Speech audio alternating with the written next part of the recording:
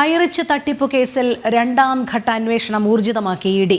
അന്വേഷണ സംഘം കൂടുതൽ ചോദ്യം ചെയ്യലുകളിലേക്ക് കടന്നിരിക്കുകയാണ്. ഹൈറിച്ച് ഉടമ KD പ്രതാപനും ഭാര്യ ശ്രീനയുമടക്കം 37 പേരായിരുന്നു ആദ്യഘട്ട കുറ്റപത്രത്തിലെ പ്രതികൾ. സുധീഷ് ഗോപാൽ ചേരുന്ന വിവരങ്ങളുമായി. സുധീഷ്, ഒരു വലിയ സാമ്പത്തിക തട്ടിപ്പ്.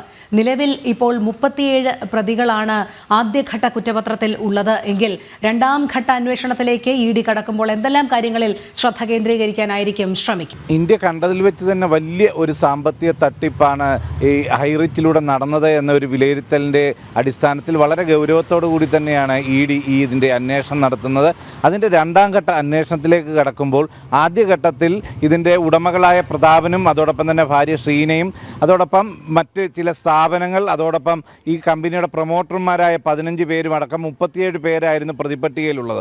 എന്നാൽ രണ്ടാം ഘട്ടത്തിൽ കൂടുതൽ പ്രൊമോട്ടർമാരെയും അതോടൊപ്പം തന്നെ കള്ളപ്പണം ഇവരിലൂടെ മാറ്റിയെടുത്ത നിരവധി പേരുണ്ട്. അവരെ എല്ലാം തന്നെ വളരെ വിശദമായി ചോദ്യം ചെയ്ത് ഇതിൻ്റെ അടിത്തട്ട് വരെ, ഈ സാമ്പത്തിക ക്രമക്കേടുകളുടെ അടിത്തട്ട് വരെ എത്തുക എന്ന ഒരു ലക്ഷ്യത്തോടു കൂടി തന്നെയാണ് ഇപ്പോൾ രണ്ടാം ഘട്ട അന്വേഷണം പുരോഗമിക്കുന്നത്.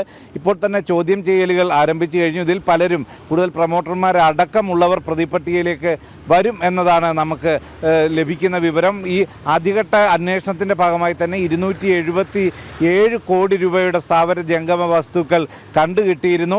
രണ്ടാം ഘട്ടത്തിലും സമാന രീതിയിൽ കള്ളപ്പണത്തിലൂടെയും മറ്റും സമ്പാദിച്ച വസ്തുക്കൾ അടക്കം കണ്ടുകെട്ടാനുള്ള ഒരു നീക്കവും ഇഡിയുടെ ഭാഗത്തു നിന്നുണ്ട്. നമുക്കറിയാം, പലരിൽ നിന്നും പല വാഗ്ദാനങ്ങൾ നൽകിക്കൊണ്ട് പല സ്ഥാപനങ്ങളുടെ പേരിലായിട്ടാണ് ഇത്രയേറെ സാമ്പത്തിക തട്ടിപ്പ് നടത്തിയത്. എന്നാൽ ഇവർക്കൊന്നും തന്നെ വാഗ്ദാനം ചെയ്ത സേവനമോ ഇല്ലെങ്കിൽ ആ കാര്യങ്ങൾ നിറവേറ്റാൻ ഇവർ തയ്യാറായിരുന്നുമില്ല.